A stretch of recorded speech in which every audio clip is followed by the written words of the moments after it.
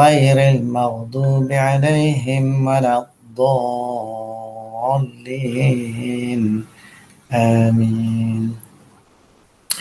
InsyaAllah pada malam ini kita akan teruskan usaha kita meneliti hadis berkenaan dengan para penguasa yang bertanggungjawab dalam hal kepimpinan dan pengurusan umat Islam.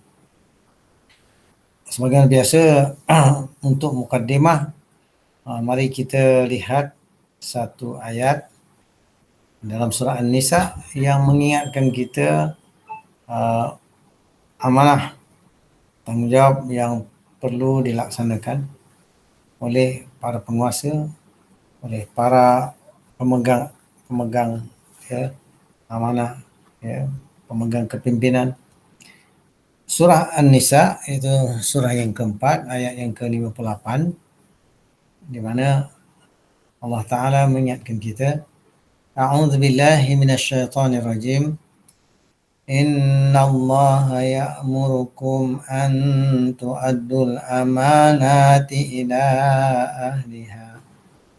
Wa idha hakamtum bainan nasi an tahkumu bil adl. Inna Allah ni'imma ya'izukum bih. Inna Allah kana sami'an basira. Sadaqallahul azim. Sesungguhnya Allah menyuruh kamu menyampaikan amanat kepada yang berhak menerimanya, dan menyuruh kamu apabila menetapkan hukum di antara manusia supaya kamu menetapkan dengan adil. Sesungguhnya Allah memberi pengajaran yang sebaik-baiknya kepadamu. Sesungguhnya Allah Maha mendengar lagi Maha melihat. Itulah terjemahan umum ayat ini. Mari kita perhatikan makna dia per kata, sepatah demi sepatah, supaya kita dapat menghayati lebih ayat ini. Inna sesungguhnya Allah ya'muru, dia menyuruh. Ya'muru boleh juga dia memerintahkan, dia mengarahkan, kamu, an bahawa, tu'addu, kamu menunaikan, kamu melaksanakan al-amanati, amanah itu. Menunaikan amanah, melaksanakan amanah, menyerahkan amanah ila, kepada hanya kepada ahlinya, mana orang yang berhak terhadap amanah itu. Sama ada dalam melaksanakan sesuatu tanggungjawab ataupun memberikan hak kepada yang berhak, itulah dikatakan menunaikan amanah kepada ahlinya. Wa idza hakamtum, dan idza apabila hakamtum, telah berhukum oleh kamu. Telah berhukum, telah membuat satu keputusan, satu ketetapan, bainan nasi, antara nasi, manusia itu, bahawa tahkumu, kamu berhukum, kamu buat keputusan, kamu buat ketetapan, bil adli, dengan al-adli, adil itu. Maka bila membuat keputusan di antara manusia, kamu buat keputusan dengan adil, menetapkan hukum, maka di sini kita tahu bahawa bila nak buat keputusan ni dalam banyak sudut, dalam hal-hal mengadili satu kes. Begitu juga kadang-kadang untuk memutuskan satu ketetapan, bahagian dalam mesyuarat ke perbincangan, maka kita buat keputusan, buat ketetapan dengan adil, mana memberikan hak kepada yang berhak, berikan perkara kepada orang yang layak. inna sesungguhnya Allah ni'ma sebaik-baiklah apa yang ya'izu ia nasihatkan, ia peringatkan kamu bihi dengan hinya. Inna Allah sesungguhnya Allah kana adalah ia sami'an yang maha mendengar, basiran yang maha melihat. Ya Allah maha mendengar, maha melihat segala sesuatu, apa yang kita buat, apa yang kita cakap, apa yang kita perkatakan, apa yang kita laksanakan. Maka di sini perkara-perkara yang terkait dengan kepimpinan, apatah lagi yang nak kita titik beratkan bahawa Allah maha melihat, Allah maha tahu apa yang kita buat. Baiklah dimaksudkan, ini terkait dengan amanah, tanggungjawab yang perlu kita laksanakan, apatah lagi sebagai pemimpin, sebagai ketua di semua peringkat, baik ketua dalam keluarga, ketua dalam organisasi, ketua dalam masyarakat, apatah lagi kalau ketua pemimpin di peringkat negara. Ini amanah yang berat. Baik, pada malam ini kita nak meneliti terus hadis, dan kalau kita perhatikan malam ni berkenaan dengan tajuk atau perkara beban berat sebuah tanggungjawab. Beban yang amat berat mengenai tanggungjawab yang diberi sebagai pemimpin, sebagai ketua. Hadis yang ke-13 dan hadis yang ke-14 mengenai perkara yang sama dalam tajuk atau tema ini. Baik, hadis riwayat Bukhari, hadis yang ke-615 6615. Nabi SAW mengingatkan kita, innakum satahrisuna 'ala al-imarati wa satakunu nadamatan yaumal qiyamah. Fa ni'mal murdi'ah wa bi'sal al-fatimah. Maksudnya apa? Kata Nabi, sesungguhnya kalian akan berlomba-lomba menginginkan kepimpinan dan kalian akan menjumpai penyesalan pada hari kiamat. Maka sebaik-baik manusia adalah pengasuh anak dan seburuk-buruknya adalah penyapih. Apa maksudnya? Baik, kita akan kaji, akan teliti nanti. Kemudian hadis yang ke-14 mengenai isu yang sama, nak menceritakan berat satu tanggungjawab tu. Kata Nabi SAW, Ya Aba Dharr, innaka dha'ifun wa innaha amanatu wa innaha yawmal qiyamah khizyun wa nadamatun illa man akhadhaha bihaqqiha wa adalladhi alaihi fiha. Baik, apa maksud dia? Kita tengok terjemahan umum.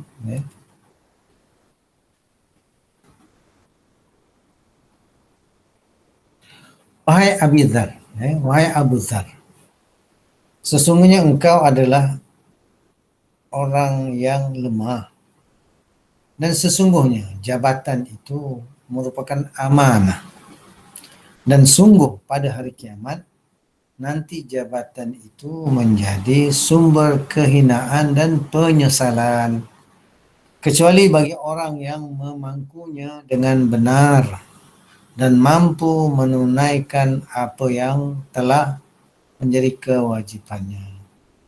Ini hadis riwayat Muslim, hadis 3404.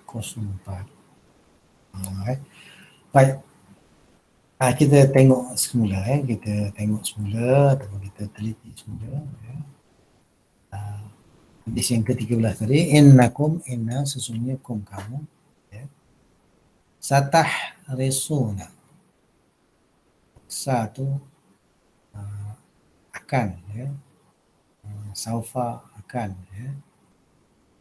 Tahrisuna, ya. Kamu sangat harasa, maknanya jaga-jaga ataupun kamu menghendaki.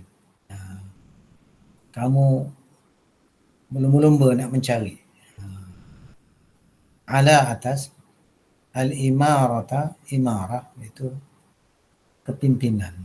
Ya. Amir, imarah. Baik. Nabi kata, ya manusia bersungguh-sungguh, berlumba-lumba, ya, hendakkan kepimpinan, jabatan ataupun dia nak kedudukan, nak pangkat. Kemudian Nabi kata, wa dan sa akan takunu, ia jadi nadamatan yaumal qiyamah. Penyesalan, keadaan nadamah, penyesalan yaumal qiyamah, hari kiamat.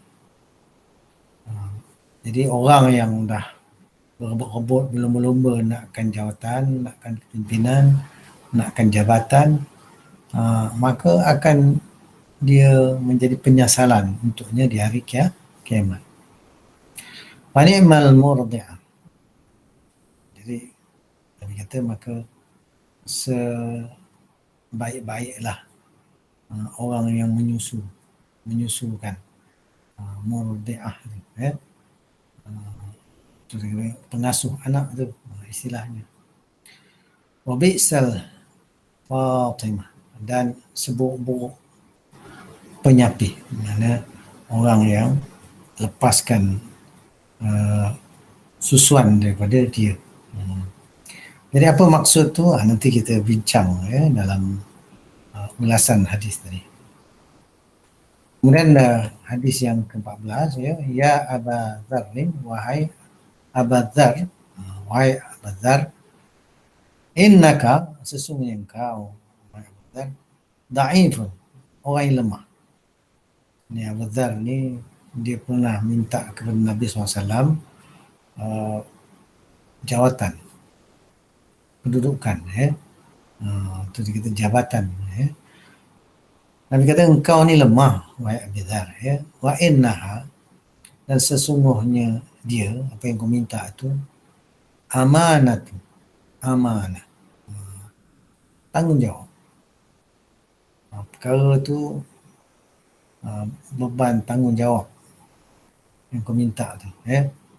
Wa innaha yaumal qiyamah khizyun wa nadamatan, dan sesungguhnya ia yaumul qiyamah, pada hari kiamat nanti, khizyun maknanya kehinaan, wa nadamatun, dan penyesalan, ya. Wa tu dan nadamatun, penyesalan. Illa, melainkan man, orang yang akhadha telah mengambil ia hak akannya, tengah mengambil jabatan itu bihaqqiha, dengan haknya. Jadi kalau orang yang dia menunaikan haknya, maka tak ada kehinaan dan tidak ada penyesalan. Wa adalladhi alaihi fiha, dan juga wa'adda, dan telah menyempurnakan alladhi, yang alaihi, atasnya, fiha, pada hanya. Jadi dia menyempurnakan apa yang patut dilaksanakan ke atas amanah tanggungjawab yang diambil tu, ya. Mana menunaikan amanah tanggungjawab ke atas jawatan atau jabatan yang dia ambil ataupun dia tanggungjawabkan tadi. Kita tengok sedikit penjelasan apa yang Imam Nawawi perkatakan, ya. Imam Nawawi pernah memberikan penjelasan terkait hadis-hadis di atas serta hadis-hadis yang serupa sebagai berikut. Jadi kita tahu Imam Nawawi ulama yang sabar, ya, ulama yang hebat. Jadi Imam Nawawi menerangkan hadis ini menjadi dalil untuk tidak memberikan kekuasaan kepada orang yang lemah. Jadi orang yang lemah, maknanya orang yang tak mampu untuk melaksanakan tanggungjawab terhadap tugas jabatan yang berkaitan. Hadis ini juga ditujukan kepada orang-orang yang tidak kompeten dan tidak berlaku adil dalam jabatannya. Jadi lemah tu makna dah tak ada kemahiran, tak ada kemampuan, tak kompeten, makna tidak mampu melaksanakan tanggungjawab, tak berlaku adil, tak melakukan apa yang sepatutnya dalam jabatan tanggungjawab yang berkaitan tu. Jadi bila orang yang macam tu, mereka akan menyesal, mereka akan menyesali kelalaiannya ketika dihinakan pada hari kebangkitan. Jadi hari kemudian besok mendapat khizun, kehinaan. Maka menyesal waktu tu. Kenapa? Dia lalai daripada melaksanakan amanah tanggungjawab yang sepatutnya. Jadi itulah dalam bab ni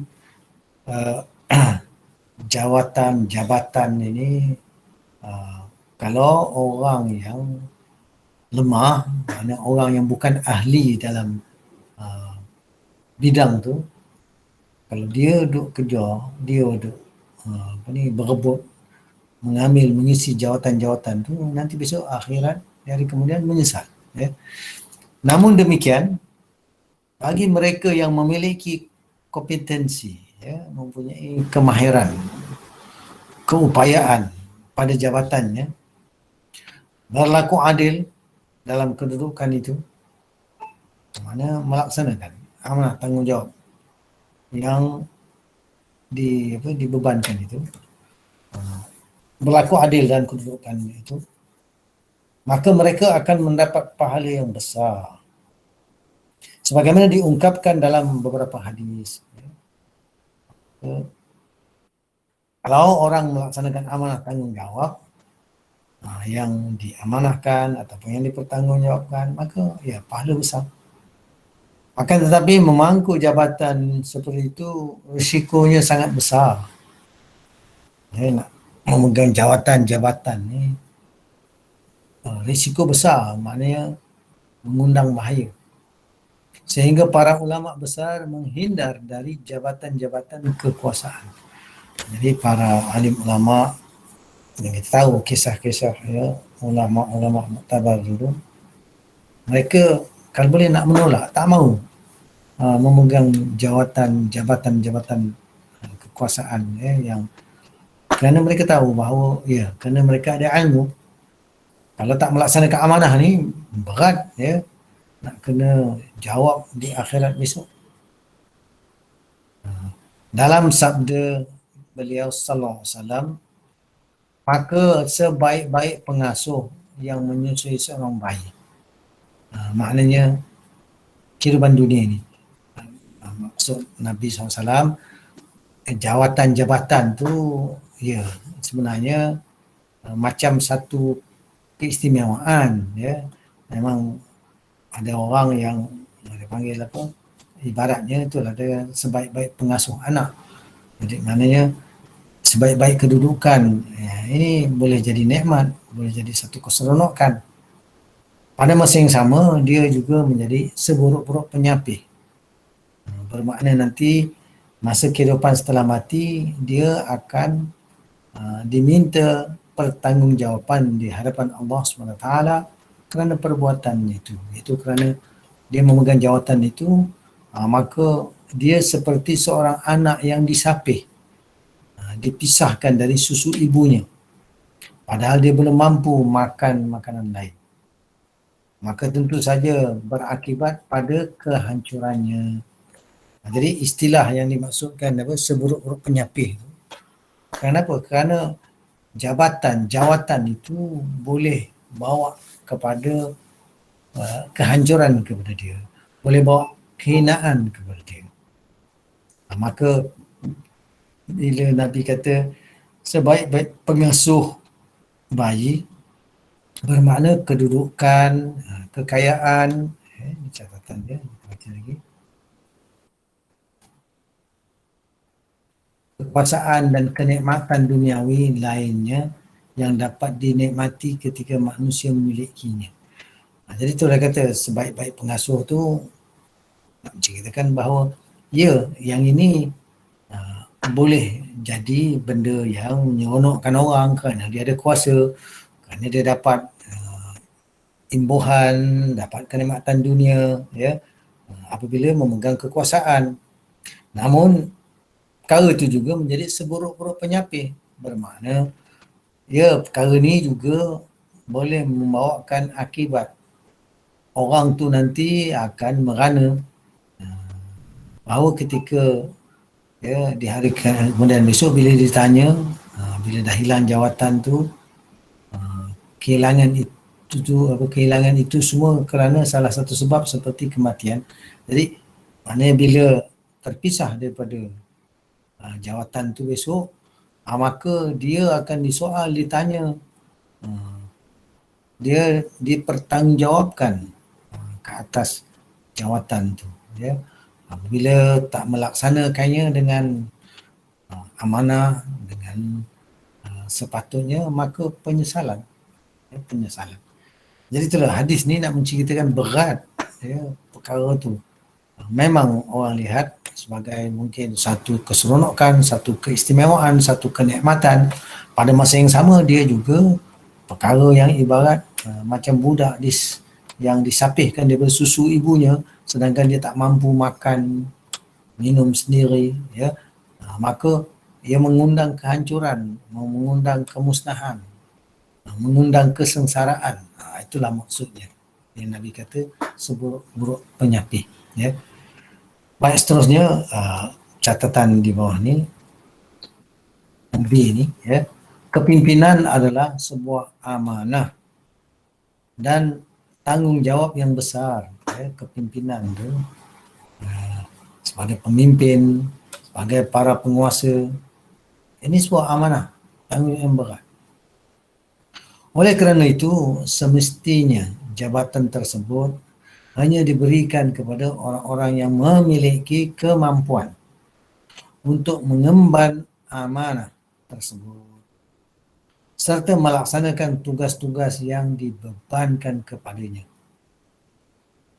Tidak selayaknya jabatan tersebut dibebankan kepada orang-orang yang tidak memiliki kepribadian yang kuat serta tidak berpotensi menjadi pemimpin yang adil dan berhasil, sekalipun mereka adalah orang-orang yang bertakwa. Jadi itu kita kata, ya, mungkin dari sudut ketakwaan, ya, dia orang beriman, dia orang Islam, dan dia juga orang yang warak. Tetapi kalau dia tidak ada kemahiran dalam bidang-bidang yang diperlukan untuk melaksanakan amanah itu, maka tidak wajar dia diberi amanah ataupun apatah lagi dia meminta-minta pula nak berada dalam jabatan itu, ya. Jadi untuk itu amanah tanggungjawab kena diberi kepada orang yang ahli. Jadi ada juga, ya, kita, ya, diperingatkan oleh Rasul SAW berkenaan dengan idza wusilal amr fi ghairi ahlihi fantazir as-sa'ah. Kata Nabi, idza wusilal amr, apabila disandarkan satu urusan itu fi ghairi ahlihi, pada bukan ahlinya, fantazir as-sa'ah, maka tunggulah, lihatlah oleh kamu kehancuran. Maka yang betul, ya, apa yang Nabi kata ni, kalau orang yang bukan ahli, dia diberikan amanah, sedangkan dia bukan ahli dalam bidang itu, maka kesudahannya apa? Kehancuran, kemusnahan, ya. Apatah lagi bila jawatan memimpin atau mengatur urusan umat yang sebenarnya para pemimpin, ya, diamanahkan ataupun kita kata mereka diberi tanggungjawab untuk menerapkan syariat Allah, menerapkan agama Allah. Kalau dia tak buat, dia tak laksanakan itu, maka nanti menjadi penyesalan yang sangat besar di hari kemudian. Apatah lagi nanti di hari kemudian besok, apabila ada orang-orang yang menuntut hak, maka bila orang menuntut hak ketika itu akan diadili oleh Allah Ta'ala, maka orang yang menuntut hak orang tu kena diberi. Maka di hari kemudian besok, bila orang menuntut hak, yang diberi bukan benda, bukan barang, tetapi pahala. Pahala kena diberi pada orang yang berhak menerima. Sebab dari segi hak, kalau dari segi tanggungjawab yang patut ditunaikan, benda yang patut dia serahkan, masa ketika itu benda, perbuatan orang tak nak, tapi orang nakkan apa? Pahala. Maka pahala tu diberikan kepada orang yang berhak, yang menuntut hak tadi, diberikan pahala. Dan kemudian kalau ramai yang menuntut hak, maka banyaklah pahalanya akan diagih-agihkan kepada orang yang menuntut hak, sehingga orang tu menjadi muflis. Ada hadis Nabi SAW menerangkan bahawa ada orang daripada umat Islam, umat Muhammad nanti dia mati, dia bawa pahala ibadah dia, pahala dia solatnya, pahala hajinya, pahala umrahnya, pahala zakatnya, pahala amal-amal ibadah yang dibuat. Namun apabila ada orang menuntut ke atas dia, maka dia terpaksa berikan pahala sawab yang dia miliki itu kepada orang yang menuntut. Maka bila ramai yang menuntut, maka banyak pahala-pahalanya terpaksa diagihkan kepada orang, sehingga sampai satu peringkat habis pahala pula. Masih lagi ada orang yang menuntut hak dia. Maka nak bagi pahala dah tak ada pahala. Apa yang berlaku? Kata Nabi SAW yang menerangkan bahawa sekarang kalau dah tak ada pahala, maka engkau ambillah dosa orang tadi. Kalau tak boleh nak bayar dengan pahala, maka dosa orang tu pula engkau ambil. Maka bila ramai yang menuntut, dah pahala dia habis, maka nak diadili, maka dia pula menerima dosa orang. Sebagai apa? Ini kerana ini cara bayaran ataupun memulangkan hak kepada yang berhak. Maka dah tak ada pahala dia nak bagi, maka dia pula kena terima dosa orang tu. Mengikut tuntutan, mengikut apa yang dituntut. Maka bila banyak dosa-dosa yang terkumpul, maka dengan pahala yang dah habis, maka nerakalah nanti tempatnya dahulu. Kenapa? Kerana dosa-dosa yang tak diampunkan lagi, maka pengadilannya di sisi Allah Ta'ala adalah ke neraka dulu. Na'udzubillah. Maka jemaah yang dikasihi sekalian, bila kita melihat isu kepimpinan ini di pelbagai peringkat, itu sebab kita di dunia ni kita kena berusaha, baik kita ketua keluarga, sebagai suami, sebagai bapa, maupun kita di dalam organisasi ataupun dalam komuniti masyarakat, apatah lagi dalam pemimpin, di dalam kita kata sebagai pemerintah, sebagai penguasa. Banyak sangat perkara yang perlu dilaksanakan. Kalau sebagai ketua negara, apatah lagi sebagai pemimpin, kalau kita kata hari ini orang memegang amanah sebagai ahli politik, para penguasa, kalau kita lihat hari ini banyak perkara-perkara yang terabai, kewajipan tak dilaksanakan, kewajipan fardu ain dan fardu kifayah. Sebab nak faham perkara ni, saya suka bawakan carta-carta yang mengingatkan kita ataupun perkara-perkara besar ekonomi. Bila ekonomi Islam itu tak dilaksanakan, maka banyak perkara yang terabai. kewajipan tak dibuat, bahkan perkara yang dilarang itu pula yang dibuat, ataupun diamalkan oleh umat. Maka di sudut ekonomi sendiri pun, bila negara tidak melaksanakan ekonomi Islam, apatah lagi dia pula laksanakan ekonomi kapitalis, riba base, sekular, maka dahlah dosa yang dahsyat. Kemudian kewajipan-kewajipan tak terlaksana. Itu sebab kita kena kaji apa itu ekonomi Islam, kerana ekonomi Islam ni luas, termasuklah mengagihkan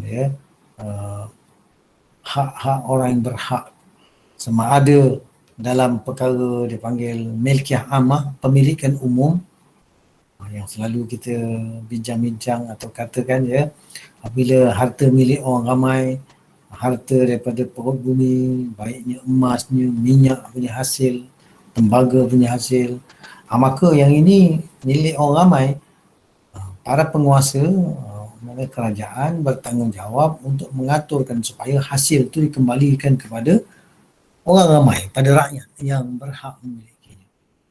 Tapi apa yang berlaku hari ini, ianya dihangkut oleh kapitalis-kapitalis. Begitu juga orang-orang yang bersekongkol dengan kapitalis. Dah kerana sistem ekonominya bukan Islam, sistem kapitalis, maka banyak terabai, amanah-amanah yang sepatut dilaksanakan dalam sudut ekonomi. Harta dihangkut oleh kapitalis, sedangkan rakyat menjadi menderita kemiskinan, bukan dia di bidang ekonomi, bahkan bidang pendidikan. Apabila pendidikan Islam itu tidak dilaksanakan, maka kejahilan yang berleluasa, orang tak mengerti baca Quran, tak faham Islam. Maka bila tak faham Islam, maka yang diamalkan bukan dari syariat Islam. Nabi SAW pesan apa? Nabi kata, man amila amalan laisa alaihi amruna fahuwa raddun. Orang yang beramal akan amalan bukan daripada perintah kami, maka fahuwa raddun, maka perkara itu tertolak. Maka macam mana hari ni, banyak sangat perkara-perkara yang tidak menepati syariat Allah. Maka bila diamalkan, maka tak dikira sebagai amal soleh. Maka kalau kewajipan tak dilaksanakan, maka berdosa. Kalau larangan pula yang dibuat dilaksanakan, maka berdosa lagi. Berat. Pendidikan, kemudian dalam bidang perundangan, mahkamah keadilan, dan punca besarnya kerana apa? Kerana politik pemerintahan itu tidak mengikut syariat Islam. Maka tak diterapkan syariat dalam agama Allah ni, maka maqasid syariah pun tak tercapai. Bila kita kata maqasid syariah, tujuan syariat itu Allah turunkan, maka para ulama mengimpunkan. Kerana apa? Kerana syariat itu bila dilaksanakan, maka hifzuddin, terpelihara agama. Maka hari ini agama Allah dah tak terpelihara. Bahkan agama Allah dipermain-mainkan, diruntuhkan. Berat. Maka orang yang ada kuasa, dia kena betulkan keadaan ni.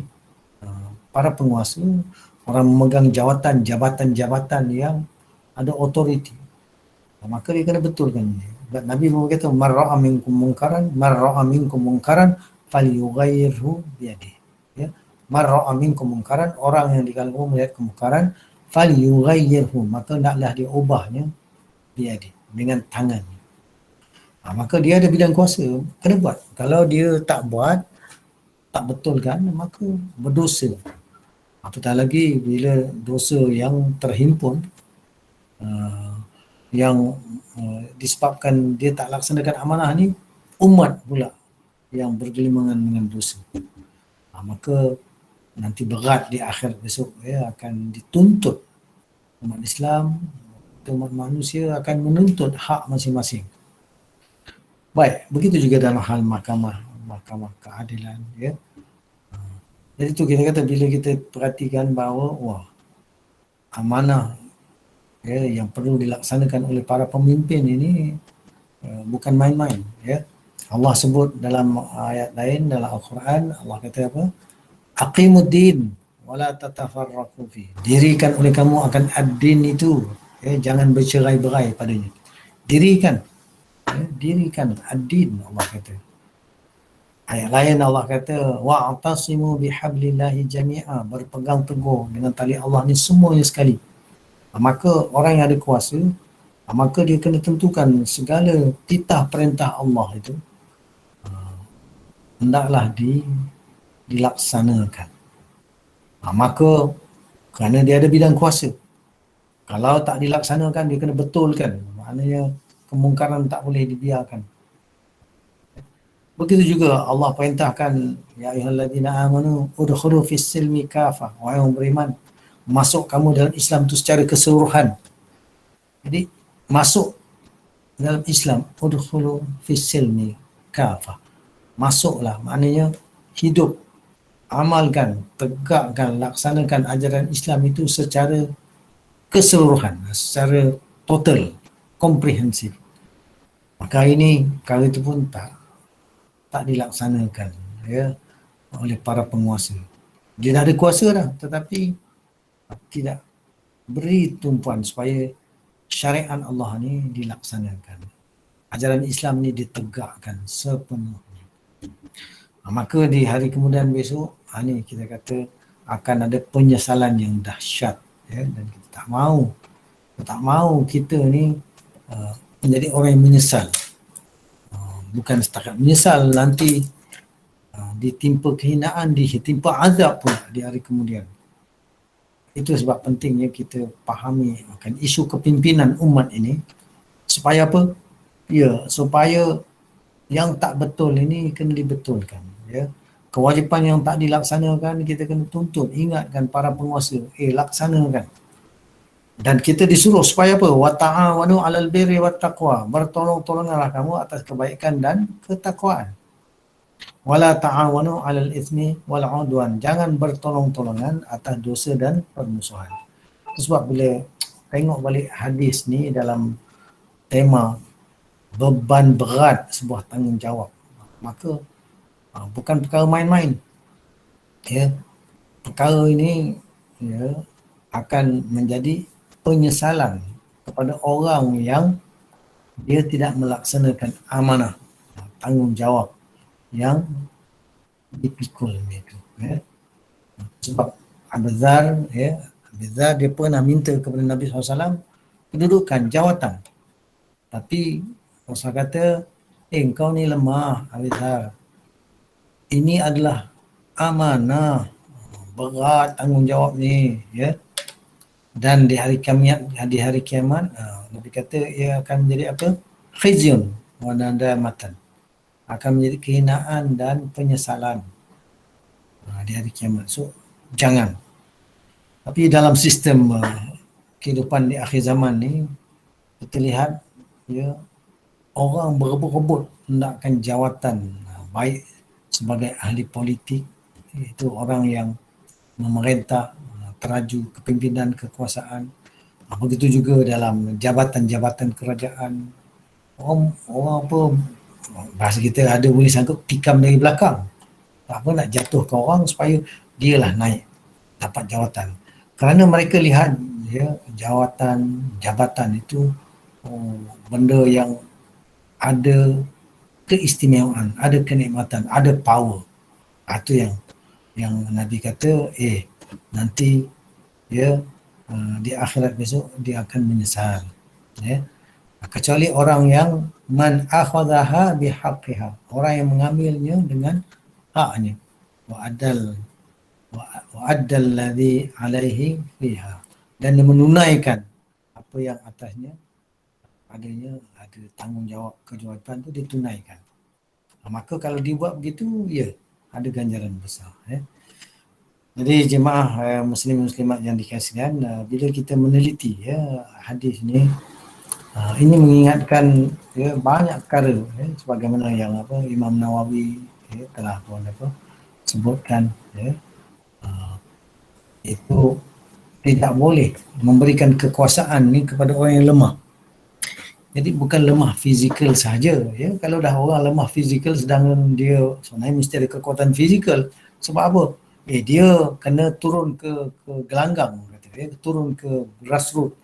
Secara fizikalnya pun macam Sayyidina Umar, dia pergi waktu malam round tengok mana keadaan umat.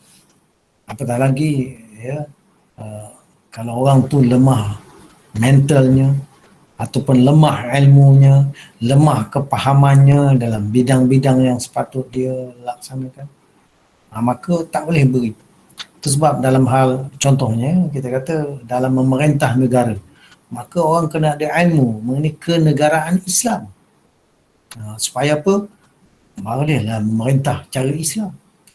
Begitu juga kalau orang tu dipertanggungjawabkan dalam bidang, contoh bidang keselamatan dan pertahanan, maka dia kena tahu bagaimana sudut pertahanan dan keselamatan dari sudut Islam. Syariat Islam dalam aspek ini bagaimana. Begitu juga kalau orang yang diberikan amanah, ya, untuk mengatur ekonomi, maka dia kena tahu ekonomi Islam. Ya. Kalau dia lemah, tak ada ilmu, tak berupaya untuk buat penilaian yang betul, maka tak layak dia memegang jawatan itu. Maka orang-orang yang tidak kompeten, ya, tidak berlaku adil dalam jawatan tu, maka akan menyesal di hari kemudian besok. Sebab kita ni akan disoal, ditanya. Al-Quran, Allah kata apa? Thumma latus'alunna yawma idzin 'anil na'im. Kemudian sesungguhnya kamu pasti akan disoal di hari itu dengan segala nikmat. Segala apa yang kamu perolehi, apa yang kamu dapati, semua akan disoal, ditanya. Ya. Faman ya'mal mithqala dzarratin khairan yarah wa man ya'mal mithqala dzarratin syarran yarah. Orang yang beramal setinggi zarrah, ya, kebaikan, dia akan lihat akibatnya. Kalau dia buat benda yang betul walaupun kecil, maka dia lihat akibatnya, dapat balasannya macam mana. Begitulah juga orang yang beramal walaupun setinggi zarrah syar, kejahatan, buruk, benda yang salah, benda yang tak betul, maksiat, tidak compliance dengan syariat peraturan Allah, dia akan lihat akibatnya. Ya, dia akan lihat apa kesudahan nanti, apa yang dibuat tadi itu. Maka bukan perkara main-main. Itu sebab kita kena melihat, ya, amanah tanggungjawab ini sebagai satu beban yang berat, tanggungjawab yang berat yang perlu dilaksanakan, ya. Bukan untuk bermegah-megah, ya, bukan untuk nak menghimpunkan kekayaan, nak menghimpunkan keduniaan, ya. Sebab orang, ya, melihat jawatan, pangkat, kedudukan yang tu sebagai satu apa, keistimewaan. Pasal apa? Dapat gaji besar, dapat pingat besar-besar, dapat gelaran besar-besar. Tetapi amanah tanggungjawab terabai, maka besarlah penyesalan nanti di hari kemudian nanti. Baik jemaah yang dikasihan, bila kita meneliti, ya, bab beratnya, ya, sebuah tanggungjawab ini, maka kita jangan meminta-minta jawatan dan kedudukan. Namun kalau telah dipilih, diamanahkan, maka bukan kita minta, dan kita naklah berusaha untuk menunaikan amanah tanggungjawab itu. Kenapa? Someone need to do the job. Maka bila kita berusaha untuk melaksanakan perintah Allah, syariat Allah, nak tegakkan agama Allah, janji Allah, Allah kata, in tansurullah yansurkum. Jika kamu bantu Allah, bantu menegakkan agama Allah ni, nak melaksanakan amanah tanggungjawab, yansurkum, Allah akan bantu kamu. Ya. Maka insya-Allah orang yang bersungguh-sungguh melaksanakan amanah tanggungjawab, juga Allah janji, ya, walladzina jahadu fina lanahdiyannahum subulana. Orang yang sungguh-sungguh pada jalan kami ini, lanahdiyannahum subulana, nescaya sesungguhnya kami akan tunjuk mereka jalan-jalan kami. Macam mana nanti Allah akan bantu, ya, untuk melaksanakan amanah tanggungjawab itu. Yang pentingnya mesti dia dengan penuh keikhlasan, dengan penuh kesungguhan, mesti dengan ilmu dan kepekaran, ya, yang yang sepatutnya, ya. Itu sebab dalam bab ini menuntut ilmu ni, talabul ilm faridatun, ya. Menuntut ilmu tu kewajipan, satu kewajipan ala kulli muslim wa muslimatin, atas setiap orang Islam, laki-laki dan juga orang Islam perempuan. Apatah lagi bila nak melaksanakan amanah, nak melaksanakan tanggungjawab, ya, dalam bidang-bidang yang tertentu. Itu saya kata tadi, bidang ekonominya, bidang apa ni, pendidikannya, bidang perundangannya, bidang mahkamah keadilannya, ya, bidang pemerintahannya. Dan of course pemerintah dia kena tahu negara ada dasar-dasar luar negara, iaitu negara membawa dakwah Islam ke seluruh dunia. Supaya apa? Supaya nanti Islam tu, ajaran Islam tu di apa? Sebar rata luasnya. Ya. Allah sebut, "Wama arsalnaka ila rahmatan lil alamin." Tidak kami utuskan kau wahai Muhammad dan rahmat bagi sekalian alam. Bila Rasul dah wafat, kerjanya kepada umat ini. Umat ini yang kena bawa mesej kebenaran Islam ni untuk dibawa ke seluruh dunia. Dan bila dibawa ajaran Islam ni, bila manusia masuk Islam, masuk jadi orang beriman, maka menyelamatkan mereka daripada api neraka. Tapi kalau kita biarkan, maka mereka mati dalam kekafiran, kekufuran, maka mereka mungkin nanti mereka akan menuntut, mana dia umat Islam yang sepatutnya mengingatkan kami, mendakwahkan kepada kami, tak ada pun buat. Maka kalau orang yang mengabaikan dakwah, tu kata dakwah ni peringkat individu kena buat, peringkat jamaah, kelompok kena buat, ya. Apatah lagi bila dalam kita kata negara, para penguasa kena buat. Jadi negara mengemban dakwah atau membawa dakwah, Rasulullah SAW telah tunjukkan, ya, itu yang kita lihat bagaimana selepas kenegaraan Islam Madinah itu ditegakkan, Rasulullah SAW mengantar surat-surat kepada para penguasa-penguasa lain, itu mengingatkan mereka mengenai kebenaran, ajak masuk Islam. Itu kita kata peringkat awal ataupun fasa pertama. Lepas tu disusuli pula dengan Rasulullah SAW hantar kelompok-kelompok tentera ke wilayah-wilayah yang dikuasai oleh bukan Islam itu, supaya para penguasa itu diperingatkan supaya wilayah kekuasaan mereka itu kena diterapkan dengan Islam. Diajak mereka masuk Islam supaya apa? Bila mereka masuk Islam, lagi mudah mereka akan dibimbing supaya penerapan syariat Islam dalam wilayah kekuasaan dia. Maka ini yang kita kata dakwah oleh negara sehingga Islam tu berkembang luas, ya. Bukan di Madinah, bukan di Mekah saja, bahkan Jazirah Arab itu sampai wilayah dikuasai oleh Rom, sampai wilayah dikuasai oleh Parsi, ya, sampai ke kita kata Afrika Utara, Morocco, sampai Nusantara Melayu, Merauke, Indonesia, ya, di kawasan Papua. Jadi ini yang kita kata dakwah oleh negara yang dibuat dan dilaksanakan dan membawa rahmat kepada seluruh alam. Sidang jemaah sekalian, selepas kita membincangkan hadis-hadis itu, iktibarnya tadi, kita dah dekat penghujungnya, ya. Maka sebagai penutup, Allah Ta'ala mengingatkan kita, ya, dalam surah Al-Anfal, ya, supaya jangan mengkhianati amal. Jadi kita peringatkan selalu diri kita ni dengan ayat-ayat Allah, dengan hadis-hadis, ya, kerana inilah pegangan yang kita perlu pegang. Kata Nabi SAW apa? Taraktu fikum amrain. Aku tinggalkan kepada kamu dua perkara, dua urusan besar. Ma in tamassaktum bihima. Apa saja kamu berpegang dengan keduanya ini, lan tadillu abada. Takkan kamu sesat selama-lamanya. Apa dia? Kitab Allah wa sunnati. Kitab Allah dan sunnahku. Jadi kitab Allah mana? Al-Quran. Sunnah Rasul. Itu kita kata kena mengkaji. Hadis Nabi, ada yang Nabi suruh, ada diamnya Nabi SAW itu pun sebenarnya macam mengiyakan takrir satu perkara. Ada perkara yang Nabi kata jangan, larang, maka daripada sunnah ni lah kita jadikan sumber pegangan, ya, Al-Quran dan As-Sunnah. Baik, berkaitan dengan amanah ini, Allah kata jangan khianat, ya.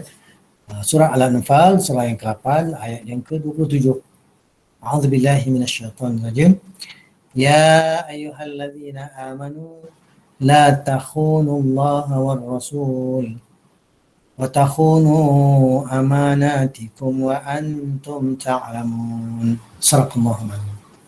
Baik, terjemahan umumnya, hai orang yang beriman, janganlah kamu mengkhianati Allah dan Rasul Muhammad sallallahu alaihi wasallam. Dan juga janganlah kamu mengkhianati amanat-amanat yang dipercayakan kepadamu sedangkan kamu mengetahui. Tengok tu, terang jelas, ya, Allah beritahu jangan mengkhianati Allah, jangan mengkhianati Rasul, jangan mengkhianati amanah-amanah yang diamanahkan kepada kamu. Baik, kita tengok secara lebih terperinci, perkata, ya wahai, ayuha wahai.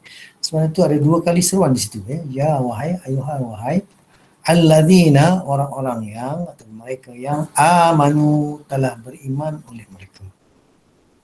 Ini seruan, panggilan, ingatan kepada orang-orang yang telah beriman, kepada kita semua, orang biasa, kepada semua para penguasa kaum muslimin. Allah kata apa? La takhunullah, jangan kamu khianat kepada Allah, war rasul, dan juga jangan kamu mengkhianat akan Rasul itu. Jadi jangan mengkhianati Allah, jangan mengkhianati Rasul. Wa takhunu amanatikum, dan jangan kamu mengkhianati amanat-amanat kamu, amanah-amanah yang dipertanggungjawabkan kepada kamu. Wa antum ta'lamun, padahal kamu mengetahui. Maka di sini terang jelas, jangan mengkhianati amanah-amanah ini. Maka kita ni sebenarnya dibeban dengan amanah tanggungjawab yang besar. Al-Quran tu diamanahkan kepada kita, ya. Summa awrathna al-kitab alladzina istafaina min ibadina. Kemudian Allah kata kami wariskan kitab itu kepada orang-orang yang kami pilih daripada hamba kami. Dan siapa orang yang Allah pilih ini? Umat Muhammad sallallahu alaihi wasallam. Maka kita diamanahkan dengan Al-Quran yang sangat berat tanggungjawabnya yang perlu dilaksanakan, ya. Kalau Al-Quran diturunkan ke atas gunung, apa jadi? Gunung pun hancur lebur. Lau anzalna hadzal Quran ala jabal la ra'aitahu khashi'an mutasaddian min khasyatillah. Kalau kami turunkan Quran ini ala jabal, atas gunung, apa akan jadi? La ra'aitahu, pasti kau lihatnya, khashi'an mutasaddian, khusyuk, tunduk, terpecah belah, min khasyatillah, hancur kerana takut kepada Allah Ta'ala. Jadi memang Al-Quran ni adalah perkataan yang berat. Ada ayat lain Allah kata apa? Inna sanulqi alaika qawlan thaqila. Sesungguhnya kami akan campakkan, berikan kepada engkau perkataan yang berat. Kerana apa? Nak memenuhi amanah tanggungjawabnya itu. Kita diamanahkan Al-Quran, ya. Kita diamanahkan agama Islam ini, ya. Allah kata syara'a lakum minad din, telah disyariatkan bagi kamu akan ad-din ini. Dan ad-din ini Allah kata inilah din yang sah di sisi Allah. Inna dina 'indallah al-Islam. Sesungguhnya ad-din di sisi Allah adalah Islam. Wa may yabtaghi ghairal islami dinan fala yuqbala minhu. Siapa yang cari lain daripada Islam sebagai din, sebagai way of life, takkan Allah terima. Maka agama Allah ni menuntut supaya kita apa? Itulah kita melaksanakan segala titah perintah Allah, yang disuruh buat, laksanakan. Disuruh larang, kita tinggalkan, ya. Jadi amanah yang besar itu membawa agama Allah ni kepada manusia yang lain. Jadi ada ayat Al-Quran, ya, Allah kata qul hadhihi sabili. Ini surah Yusuf, ya, ayat yang ke apa? Ayat ke-108. Qul hadhihi sabili, katakan wahai Muhammad, hadhihi sabili, ini dia jalanku. Ad'u ila Allah. Aku mengajak, menyeru manusia kepada Allah. Ala basiratin, atas atau berdasarkan keterangan-keterangan yang datang daripada Allah. Basirah itu adalah keterangan yang datang daripada Allah. Yang buat kerja ni, ana wa manittaba'ani, aku dan orang-orang yang telah mengikut dia kehendakku. Buat kerja besar ni, buat kerja dakwah. Ini juga amanah yang besar, amanah yang berat. Ya. Maka amanah itu diberi kepada kita semua. Maka mari kita berusaha melaksanakan amanah ni ya. Mas sekalian, itulah dia perkongsian pada malam ni. Itu kita membincangkan dengan panjang lebar ya, mengenai beratnya amanah tanggungjawab yang kita pikul, yang kita bawa sebagai umat Islam, sebagai pengamal dakwah, sebagai orang yang membawa tanggungjawab Al-Quran dan juga As-Sunnah, iaitu agama. Baik, itulah dia. Semoga perkongsian ini bermanfaat. Sebelum kita buka sesi interaksi perbincangan, mari kita baca doa. Kita tutup majlis ini dulu. Alhamdulillahirabbil alamin, wassalatu wassalamu ala asyrafil anbiya'i wal mursalin wa ala alihi washabbihi ajma'in. Allahumma arhamna bil Qur'an waj'alhu lana imama wa nuran wa hudan wa rahmah. Allahumma dhakkirna minhu ma nasina wa 'allimna minhu ma jahilna warzuqna tilawatahu ana al-laili wa atrafan nahar waj'alhu lana hujjatan ya rabbal alamin. Rabbana atina min ladunka rahmah wa hab lana min amrina rasyada. Ya Allah ya Rahman Rahim, bantu kami ya Allah agar kami dapat melaksanakan amanah tanggungjawab dalam agama-Mu ya Allah. Membawa dakwah, membawa kebenaran untuk disampaikan kepada manusia, melaksanakan dakwah dan perjuangan. Semoga agama-Mu ya Allah dapat ditegakkan semula dengan sempurna secara keseluruhan, agar kami mendapat kejayaan dan kemuliaan di sisi-Mu, bukan kehinaan di hari kemudian nanti. Rabbana atina min ladunka rahmah wa hayyi lana min amrina rasyada. Rabbana atina fid dunya hasanah wa fil akhirati hasanah wa qina adzabannar. Sallallahu ala Muhammad wa ala alihi washabbihi ajma'in. Alhamdulillahi rabbil alamin. Taqabbalallahu minkum. Itulah dia yang sempat macam ada chat ni, ada soalan ke? Tak ada, terima kasih. Okey. Baik, itulah yang hadir. Alhamdulillah. Ustaz Aridin pun ada, mungkin lagi ramai-ramai lain ada. Alhamdulillah.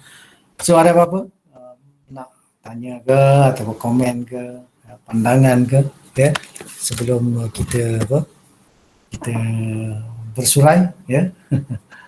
Pak Lang pun ada ni. Pak Lang mana satu ni? Saya pun tak tahu. Ada lama. Macam mana Alidin?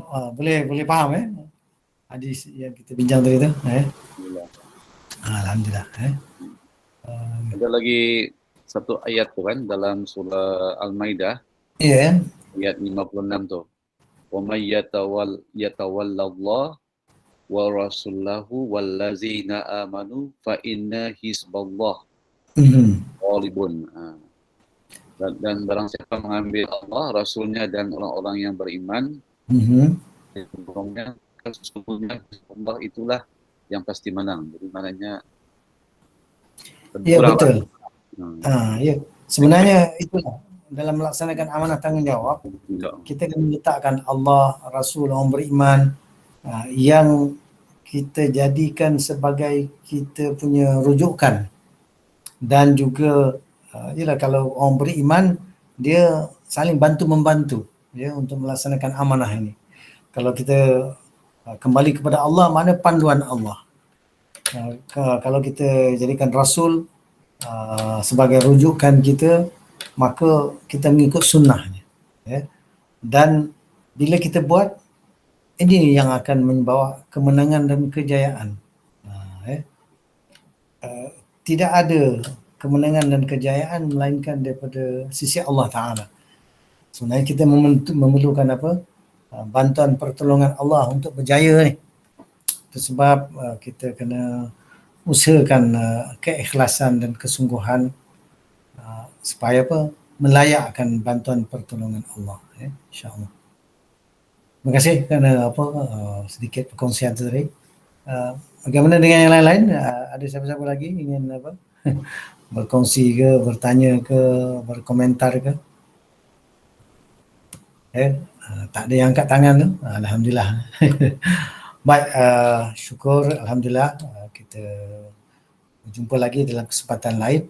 Semoga Allah Ta'ala memberi kekuatan kepada kita untuk melaksanakan dakwah, membawa amanah tanggungjawab di pelbagai peringkat. Tu kita kata, kita ni dah baca dulu hadis kan, kullukum ra'in wa kullukum mas'ulun an ra'iyati.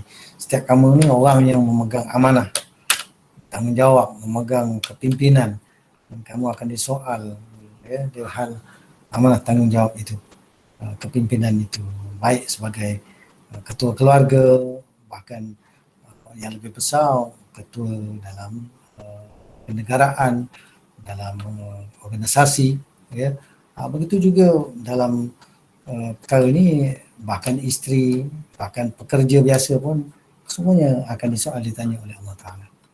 Terima kasih sekali lagi, jazakumullah khairan di atas kehadiran. InsyaAllah kita jumpa dalam kesempatan lain. Wabillahi taufiq wa hidayah. Wassalamualaikum warahmatullahi wabarakatuh.